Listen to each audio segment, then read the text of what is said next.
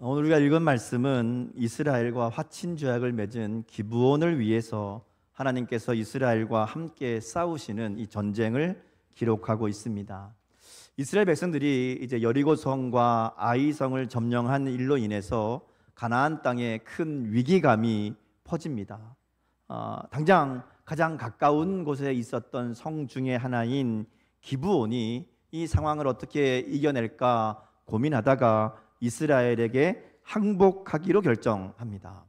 그러니까 여리고 아이 그 다음은 이제 기브온이거든요. 그러니까 기브온이 많이 고민을 한 것 같아요. 이스라엘 백성들에게 대해서 조사를 했던 것 같습니다. 어떻게 해야 되나? 이 이스라엘과 우리가 싸워야 되나? 아니면 항복해야 되느냐? 이 기로에 서서 아마도 이스라엘에 대해서 조사를 한 것 같아요. 어떤 민족이냐? 저들이 어떤 일을 했느냐? 그래서 여호수아 9장에 보면 이 기브온 사람들이 이스라엘 백성에 대해서 얼마나 철저하게 조사하고 준비했는가 하는 것을 우리가 보게 됩니다.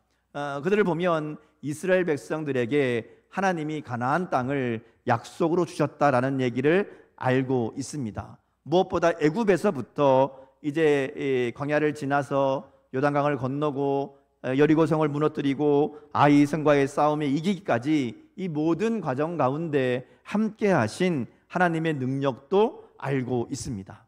또 가나안 땅의 사람들은 한 사람도 남기지 말고 다 죽이라 이렇게 얘기했던 것도 알고 있어요. 그러니까 이 기브온 사람들이 우리가 어떻게 하면 살 수 있을까 고민하고 연구해서 찾아내는 방법이 뭔가 하면 여호수아 9장에 나오는 것처럼 저 멀리 있는 사람들인 것처럼 꾸며서 이 이스라엘 백성들에게 항복하는 거였습니다. 왜냐하면 가까운 데 있는 사람은 항복해도 안 되거든요.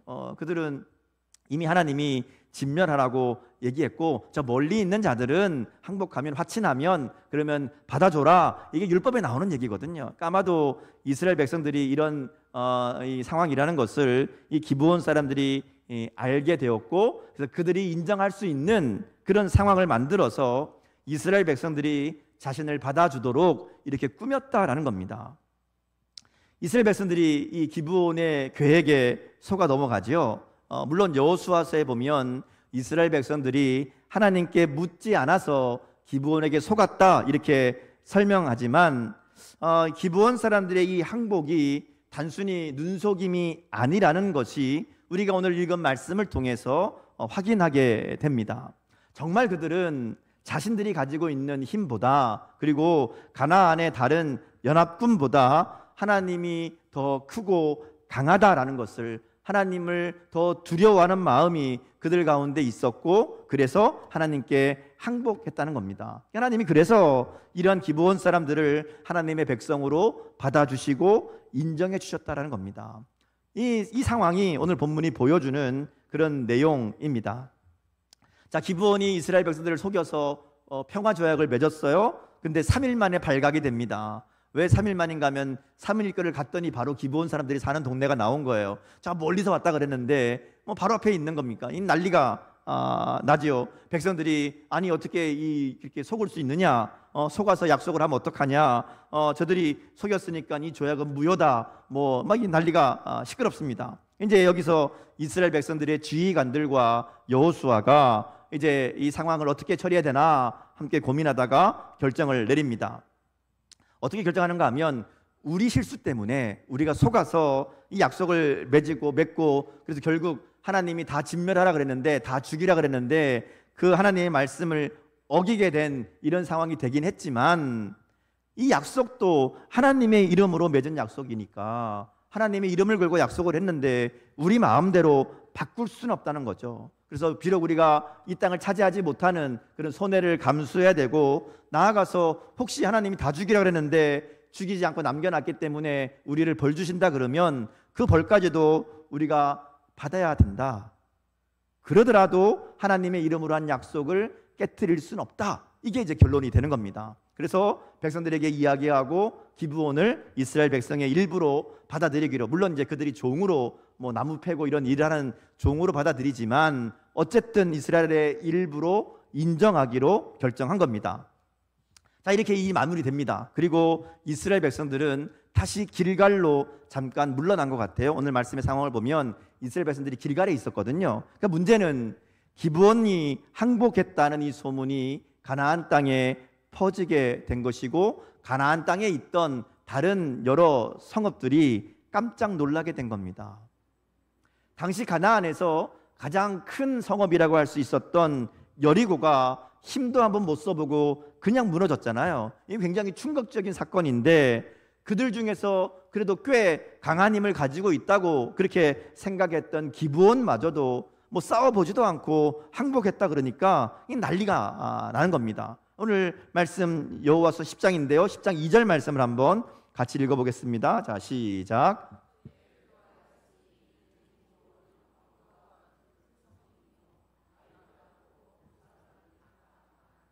자, 여기 보면요, 가나안 백성들이 크게 두려워한 이유를 기브온은 왕도 같은 큰 성이다, 아이보다 크고 그 사람들은 강하다, 이렇게 설명합니다. 그러니까 말하자면 가나안 땅에 있는 성들 중에 그래도 좀 힘있고 그래도 좀 이스라엘 백성들과 싸워볼 만한 그런 성이었다라는 것이죠. 근데 이 기브온이 항복했다라는 얘기는 그렇지 않아도 여리고 때문에, 아이 때문에 불안해하던 가나안 여러 민족들에게 충격적인 소식이었다라는 겁니다.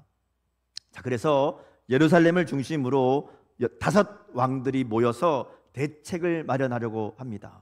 아모리의 이제 연합군이라고 얘기하는데요, 예루살렘 왕을 중심으로 5 도시에, 말하자면 큰 힘을 가진 성읍의 왕들이 모여서 대책을 마련합니다. 어떻게 되냐? 그리고 연합군을 결성하기로 합니다. 자, 그리고 그렇게 모인 연합군이 첫 번째 공격의 대상으로 삼은 것이 기브온입니다. 사실 이 이스라엘, 그러니까 가나안 땅 사람들의 입장에서 보면 가장 큰 위협은 이스라엘입니다. 이스라엘이 지금 막 쳐들어오고 있잖아요. 여리고, 아이 무너뜨리고 기브온도 항복시키고. 자, 그러면 다음 우린데 이 이스라엘과 싸워야 되는데, 연합군을 모았으면 이스라엘로 싸우는 게 아니라 기브온과 싸우겠다고 작정을 한 겁니다. 아마 그런 거겠죠. 기브온을 그냥 내버려 두면 다른 성읍들도 기브온처럼 항복하면 어떡하냐, 뭐 이런 마음이 있을 겁니다. 그리고 결정적으로 이스라엘 백성들이 있는 길갈보다 지금 기브온이 있는 이 성읍이 이 연합군의 입장에서 가깝습니다. 바로 옆이거든요. 그러니까 멀리 며칠 더 가야 되는 길갈보다 앞에 있는 기브온부터 먼저 처리해서, 말하자면 내부 결속도 다지고 당장 문 앞에 있는 위험도 제거하고, 그리고 이제 이스라엘과 싸우자, 뭐 이런 결정이라고 할 수 있습니다. 그래서 기브온을 쳐들어오는 거예요. 자, 문제는 기브온입니다. 이제 지금 이도 저도 안 되게 생겼잖아요. 막 이스라엘 군대가 쳐들어오니까 일단 이스라엘이 두려워서 그들에게 속임수까지 써서 화친을 맺고 위기를 넘겼는데, 또 다른 위기가 다가온 겁니다. 뭐 사실 가나안은 그때만 해도 큰 나라가 아니라 각 성읍들이 있고요, 이 성읍들이 연합하는 그런 이 시스템이었거든요. 그러니까 가나안에 있는 큰 성들이 비슷비슷하다고 생각해 보면 그 기브온과 비슷한 그런 성읍 5개가 연합해서 공격해 오는 겁니다. 뭐 1대1로 붙으면 할만하죠. 뭐 해볼만 합니다. 근데 5개가 합쳐서 오니까 이건 뭐 해보나 마나잖아요. 자, 이런 상황에서 어떻게 해야 할까요? 여기서 기브온의 이제 본심이 드러납니다. 만약에 기브온이 이스라엘에게 항복했던 것이 당장 눈앞에 있는 이스라엘이 무서우니까, 두려우니까 어떻게든 위기를 좀 넘겨보자, 이런 마음에서 항복한 것이라면 지금 이 5 나라가 5 성읍이 연합에 쳐들어올 때 어떻게 하는 게 맞아요? 다시 가나안 편에 붙는 게 맞습니다. 그죠? 그때는 혼자 싸워야 되니까 어쩔 수 없이 항복했다 치지만 지금은 5 성읍이 연합해서 왔잖아요. 그러니까 우리만 여기 섞이면, 들어가면 뭐 이스라엘과 싸워볼 만하지 않을까. 전에는 1대1 했으니까 우리가 뭐 혼자 싸워야 되니까 항복했지만 이제 연합군까지 왔는데, 그리고 원래 우리 편인데 뭐 우리가 여기 붙는 게 더 유리하지 않겠느냐, 그게 살아남는 방법 아니냐, 이렇게 선택할 수 있잖아요.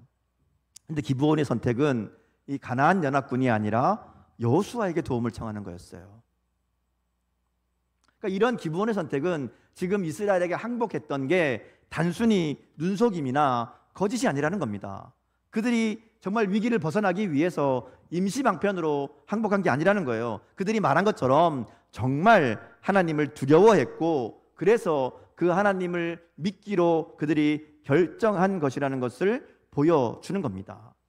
그들은 아모리 5 왕보다 하나님의 능력이 더 크다고 고백하는 것이고, 지금 우리의 이 가나안 땅에 있는 이 여러 민족, 이런 여러 성읍들이 합해서 싸우는 것보다 이스라엘과 함께 하시는 하나님이 더 세다고, 더 두렵다고 그들이 결정한 겁니다. 그래서 가나안이 아니라 여호수아에게, 하나님께 도움을 요청한 겁니다. 자, 이 상황은 하나님을 믿기로 작정한 많은 그리스도인들이 겪게 되는 위기를 보여줍니다. 여러분, 예수님을 믿기로 작정하고 신앙생활을 하기로 마음을 먹고 이제 예수님을 내가 주님으로 모시고 살겠다 이러고 살기 시작하면 가장 먼저 만나는 위기가 뭔가 하면 달라진 세상의 시선입니다. 예수님을 믿고 하나님의 자녀가 되면 이전과 다른 사람이 되잖아요. 그리고 다르게 살려고 애쓰게 되고 노력하게 됩니다. 말씀대로 살려고, 하나님의 뜻대로 살려고 그렇게 결단하고 삶을 바꾸어 나간다는 것이죠. 근데 그럴 때 가장 먼저 일어나는 갈등이 뭔가 하면 예수 믿기 전에 만났던 사람들과의 관계입니다. 너 왜 갑자기 그러냐? 왜 변했냐? 너 이상해졌다. 뭐 이렇게 시작해서 뭐 그렇게 꼭 해야 되냐? 뭐 이러고, 사실은 그 사람들이 문제가 아니라 더 정확하게 말하면 그 사람들 뒤에 있는 악한 세력의 반대라고 말할 수 있습니다. 변화된 삶을 살려고 하면 할수록 더욱 이전에 죄의 방식으로 살아가던 주변 사람들이 더 비난하고 미워하고 핍박하기 시작한다는 겁니다. 예수 믿기 전에는 아무 문제가 없었어요. 예수 믿기 전에는 다 좋은 관계였어요. 근데 예수 믿고 신앙생활 하면서 갈등이 생기게 된다는 겁니다. 당장 주일에 교회 오는 것부터 문제가 돼요. 또 물질을 사용하는 것, 시간을 사용하는 것, 그리고 세상의 문화와 갈등이 일어납니다. 단호하고 분명하게 내가 신앙생활 하겠다, 내가 정말 하나님의 뜻대로 철저하게 하겠다, 그러면 그럴수록 그 갈등이 더 심해집니다. 그러다가 혹시 나쁜 일이 생기거나 또 뭐 어려움이 생기거나 무슨 사고나 이런 일이 일어나면 아, 이거 내가 예수 믿어서 이런 거 아니냐, 뭐 이런 마음까지 들기도 합니다. 그래서 신앙생활을 계속하는 게 맞나? 아니면 그냥 옛날처럼 사는 게 더 좋은가? 편하고 좋은 게 좋은 거 아니냐? 이런 마음으로 이 예수 믿는 것에 대해서 고민하게 되기도 합니다. 마치 기브온이 하나님을 섬기기로 하자마자 이 가나안 연합군의 공격을 받게 된 것처럼 예수를 믿고 살려고 마음 먹으면 이런 위기가 닥친다는 거죠. 처음만 그런 거 아니에요. 신앙생활 하면서 중간중간 우리가 결단하잖아요. 은혜 받고 야, 내가 좀 이제 달라져야 되겠다, 이전보다 더 성숙한 믿음의 삶을 살아야 되겠다 결단하고 시작하면 다음날 문제가 생겨요. 항상 그래요. 꼭 우리를 발목을 잡는 일들이 생긴다라는 것이죠. 그래서 우리가 그런 상황을 만나게 되면 반드시 기억해야 될 말씀이 있습니다. 히브리서 10장 38절 말씀인데요, 우리 같이 한번 읽어보겠습니다. 자, 시작. 나의 의인은 믿음으로 말미암아 살리라. 또한 뒤로 물러가면 내 마음이 그를 기뻐하지 아니하리라 하셨느니라. 자, 세상과 마귀는 어떻게 해서든지 우리를 뒤로 물러나게 하려고 합니다. 우리의 발목을 잡아서 거기에 옛 자리에 머무르게 하려고 한다라는 것이죠. 그래서 하나님께로 나아가려는 사람들의 발걸음을 자꾸만 붙잡는다라는 겁니다. 그럴 때에 우리가 마음을 강하게 하고 담대하게 해서 앞으로 나아가야 된다는 겁니다. 근데 앞으로 나가려고 할 때 어떻게 나갈 수 있느냐? 우리가 막 힘내서 나는 가야 된다, 나는 해야 된다, 마음을 굳게 먹으면 되느냐? 그거 아닙니다. 우리 마음이 아무리 굳게 먹어도 뭐 우리 잘 아는 말 있잖아요. 작심 뭐예요? 3일. 길게 가야 3일이란 얘기예요. 못 버팁니다. 그럼 어떻게 되느냐? 기브온이 어떻게 했는가를 보면 돼요. 어떻게 기브온 사람들이 이 위기 가운데 하나님을 바라보고 하나님께 도움을 요청할 수 있느냐? 결정적으로 한마디입니다. 기브온 사람들은 자기들이 가지고 있는 힘보다, 그리고 지금 자기들을 위협하고 있는 가나안의 연합군보다 하나님이 더 세다, 이거를 인정한 겁니다. 사실 그들이 이스라엘 백성들에게 항복한 이유도 그렇잖아요. 가나안 땅 사람들이 보기에는 기브온이 강한 민족, 강한 힘을 가지고 있는 그런 성읍이라 할지라도 그들이 판단해 보니까 우리보다 하나님이 세단 말이죠. 우리보다 이스라엘이 센 거예요. 그러니까 항복한 거잖아요. 지금 아무리 연합군이 쳐들어왔어요. 근데 보니까 저희들보다도 하나님이 센 거예요. 그러니까 하나님께 붙는 겁니다. 다시 말하면 하나님을 경외하게 된 겁니다. 이 경외라는 말은 단순히 무서워한다는 말이 아닙니다. 경외한다는 말은 하나님을 인정한다는 겁니다. 하나님이 나보다 강하십니다. 나보다 크십니다. 하나님이 가나안 연합군보다 크십니다라는 것을 인정하는 겁니다. 하나님은 전능하신 하나님이십니다라는 것을, 하나님은 나를 사랑하시는 하나님이라는 것을 인정하는 것, 그게 하나님을 경외하는 것이고요. 우리 가운데 이 하나님을 경외하는 분명한 믿음이 있을 때에 우리 삶에 만나는 어떤 문제보다, 어떤 어려움보다 하나님이 크고 강하신 분이라는 이 분명한 믿음이 있을 때에, 하나님을 경외할 때에 우리가 이길 수 있는 겁니다.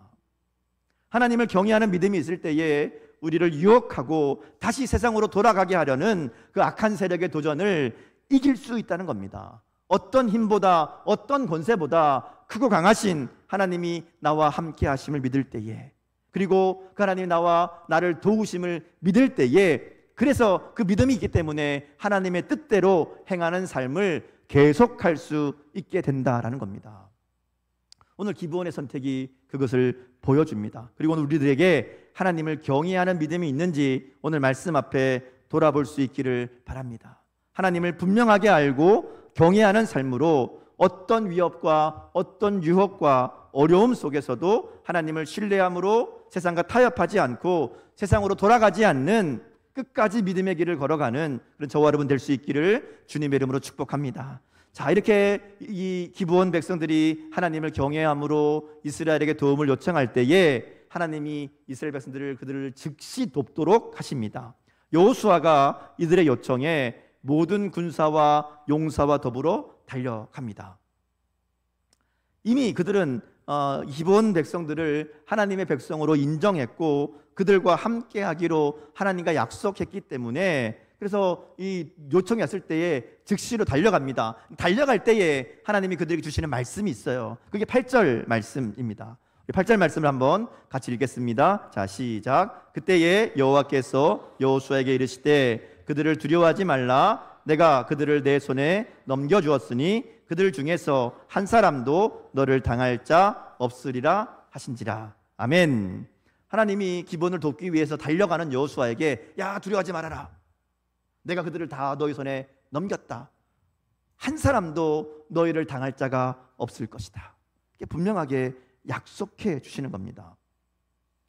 이 하나님의 약속의 말씀은 기브온을 돕기 위해 달려가는 이 여호수아와 이스라엘 백성들의 결정을 하나님이 인정하신다는 겁니다. 야, 잘했다. 내가 해줄게. 내가 도와줄게. 이렇게 말씀하시는 겁니다. 그리고 여기 하나님의 특별한 이런 약속이 주어진다는 것은 이 사건이 매우 중요한 의미가 있다는 겁니다.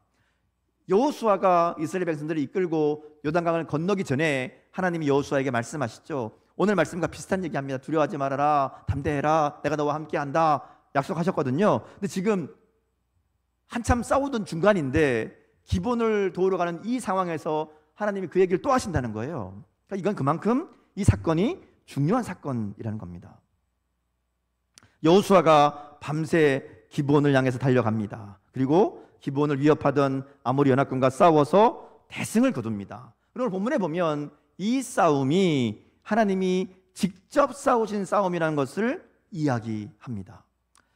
그냥 도와준이 아니라 하나님이 싸운 싸움이다, 이렇게 얘기하는 거예요. 자, 10절 말씀을 먼저 한번 보겠습니다. 10절, 자, 시작. 여호와께서 그들을 이스라엘 앞에서 패하게 하심으로 여호수아가 그들을 기브온에서 크게 살육하고 베토론으로 올라가는 비탈에서 추격하여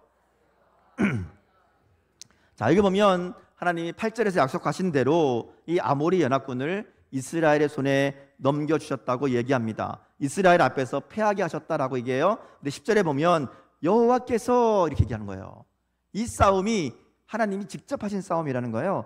여호와께서 그들을 패하게 하셨다, 이렇게 분명하게 선언하는 겁니다. 그리고 이어지는 11절부터 말씀을 보면 이 싸움이 정말 하나님이 직접 하신 싸움이라는 것을 우리로 하여금 확인하게 하는 두 가지 기적을 보여주십니다.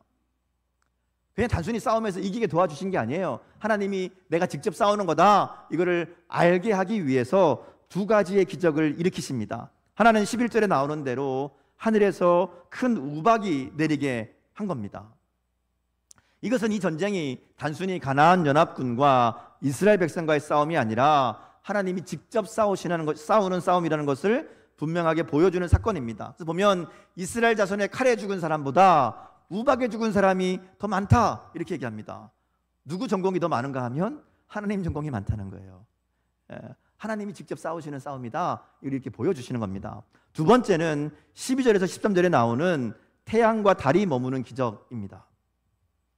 전투를 하다 보니까 적이 너무 많아요. 죽여도 끝이 없는 거예요. 그러니까 하루 종일 싸우는데 끝이 안 보이는 겁니다. 날이 막 지려고 그러는 이제 그런 상황이 됐겠죠. 근데 여기서 멈추면 안 될 것 같은 거예요. 왜냐하면 여기서 완전히 끝내야 되는데 아직 덜 끝났는데 날이 어두워 버리면 다 도망가 버릴 거잖아요. 싸울 수가 없습니다. 더군다나 여기는 지금 이 가나안 연합군의 홈그라운드거든요. 이스라엘 백성들은 여기 잘 몰라요. 지리도 모르고 지형도 몰라요. 밤이 되면 아무도 안 보이는데 싸우다가 어떻게 될지 모르는 거예요. 얘네가 다 밤에 다시 반격해 오면 오히려 이스라엘 백성들이 위험해질 수도 있다라는 것이죠. 여호수아가 상황이 좀 심각해지니까 큰 소리로 기도하며 외칩니다. 여기 보면 내용이 재밌는데 하나님께 아뢰며 백성들에게 외쳐요. 기도와 외침을 두 개 다 한꺼번에 한 거예요. 뭐라고 얘기하는가 하면 태양아 너는 기브온 위에 머무르라, 달아 너도 아얄론 골짜기에서 그리할지어다. 말하자면 시간아 멈추어라, 이렇게 된 거예요. 엄청난 기도이자 선포이죠. 이어진 13절 말씀을 보면 태양이 머물고 달이 멈추기를 백성이 그 대적에게 원수를 갚기까지 하였느니라, 이렇게 말씀합니다. 싸움이 끝날 때까지, 이 싸움을 완수할 때까지, 적들을 완전히 진멸할 때까지 날이 어두워지지 않았다라는 겁니다. 그러니까 마치 시간이 멈춘 것 같았다라는 거예요.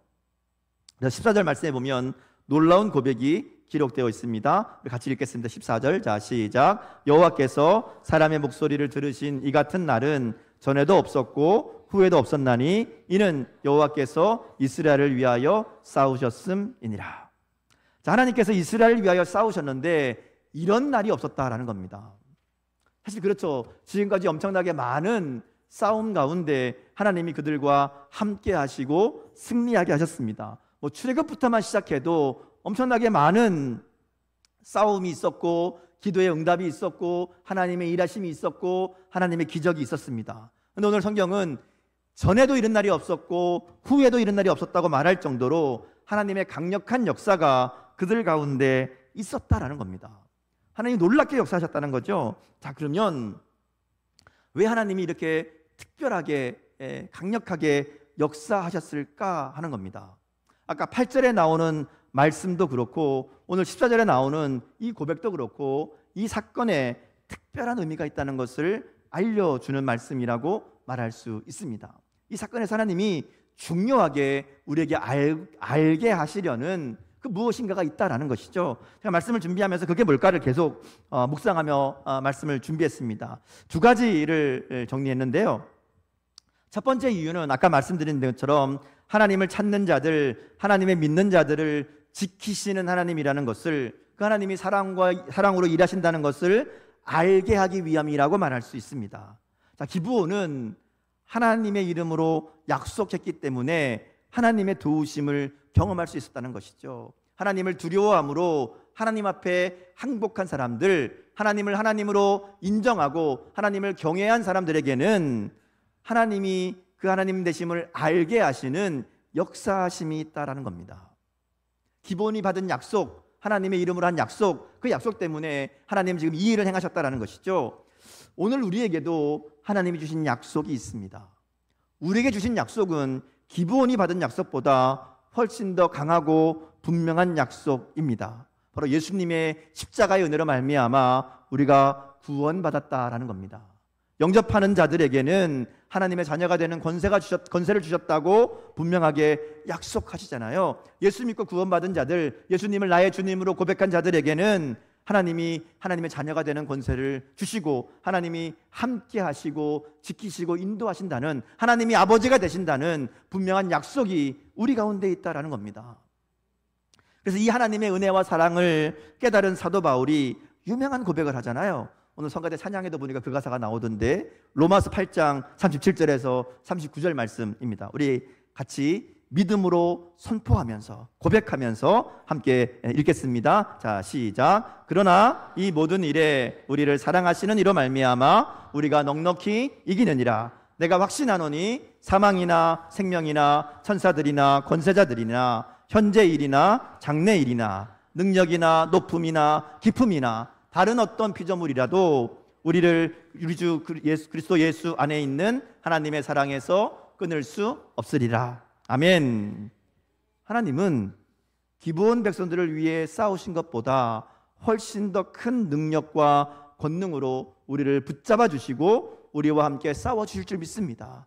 하나님은 독생자 예수님까지 아끼지 않고 우리에게 주시며 우리를 사랑하시고 우리를 구원하신 그 하나님이시잖아요. 그 하나님의 사랑이, 그 하나님의 손길이 오늘 우리를 붙들고 있다라는 겁니다. 그러기에 그 하나님을 우리가 믿음으로 바라보고 어떤 상황과 형편에 처한다 할지라도 담대하게 믿음으로 선포하며 살아가는 그런 저와 여러분 될 수 있기를 주님의 이름으로 축복합니다. 하나님의 사랑을 의지할 때, 하나님만 붙들고 살아갈 때 끊을 수 없는 사랑으로 우리와 함께 싸우시는 하나님을 만나게 될 줄 믿습니다. 두 번째는요, 여호수아와 이스라엘 백성들이 기브온을 도우러 달려갔다라는 겁니다. 밤새도록 달려갑니다. 말씀드린 것처럼 이스라엘 백성들이 기브온과 이 조약을 맺은 것은 이스라엘의 실수입니다. 속아서 맺은 거잖아요. 결국 하나님의 말씀에 불순종하는 결과를 가져온 일이기도 합니다. 그런데 하나님은 하나님의 이름으로 한 약속을 그들이 지키려고 할 때, 그리고 하나님을 찾아온 자들을 위해 하나님의 백성들이 함께 싸우려고 할 때에 놀라운 역사를 일으키신다라는 겁니다.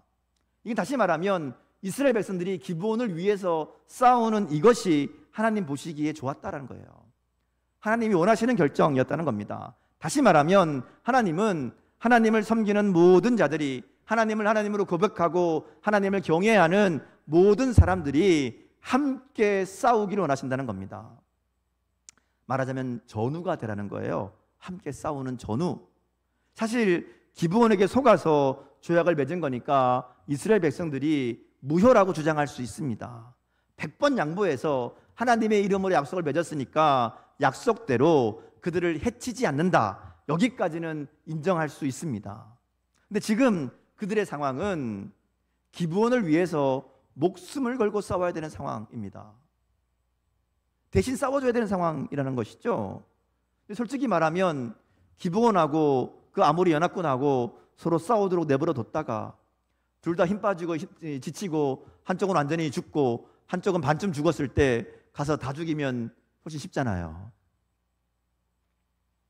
그렇게 하지 않았다는 거예요.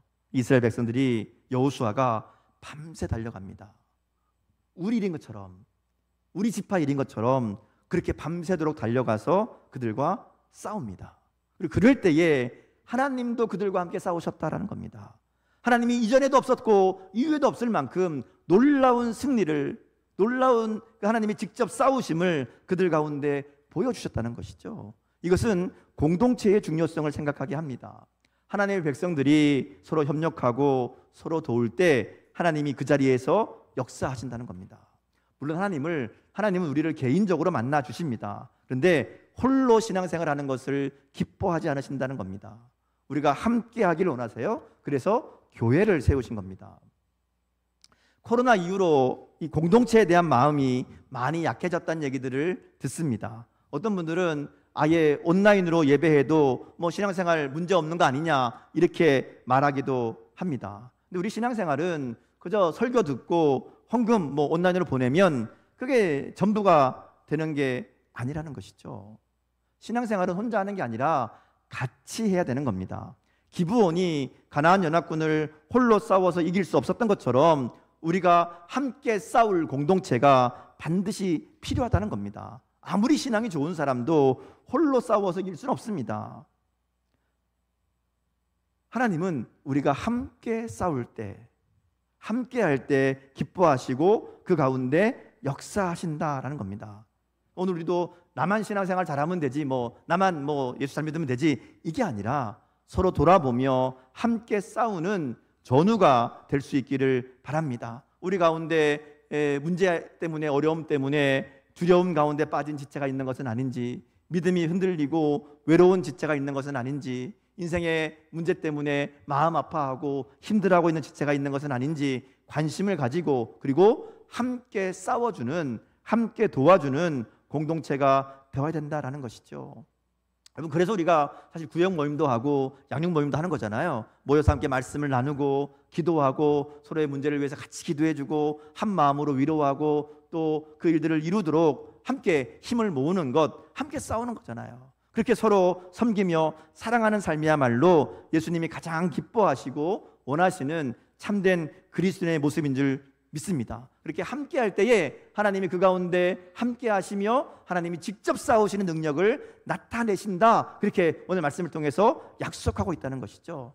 말씀을 정리합니다. 우리가 하나님만을 경외하며 하나님만을 의지하며 나갈 때 하나님은 우리와 함께 싸우심을 보여주신다라는 겁니다. 우리가 함께 지체들과 한 마음으로 서로 돕고 섬기며 사랑할 때 하나님은 그 어떤 때보다, 그 어떤 역사보다 크고 놀라운 일하심으로 우리 가운데 행하신다고 약속해 주십니다. 기적을 통해서라도 우리 가운데 하나님의 일하심을 드러내신다고 오늘 말씀을 통해 보여주시는 겁니다. 그래서 우리를 당할 자가 없게 하시겠다, 우리를 대적할 자가 없도록 만드시겠다, 이것이 오늘 우리 주시는 하나님의 약속인 줄 믿습니다. 오늘 이 하나님의 일하심을 기대하며 우리도 기브온과 같이 또 여호수아와 같이 하나님이 기뻐하시는 결단과 순종으로 하나님이 우리를 위해 싸우심을 분명하게 경험하며 살아가는 저 여러분 될 수 있기를 주님의 이름으로 축복합니다. 기도하겠습니다.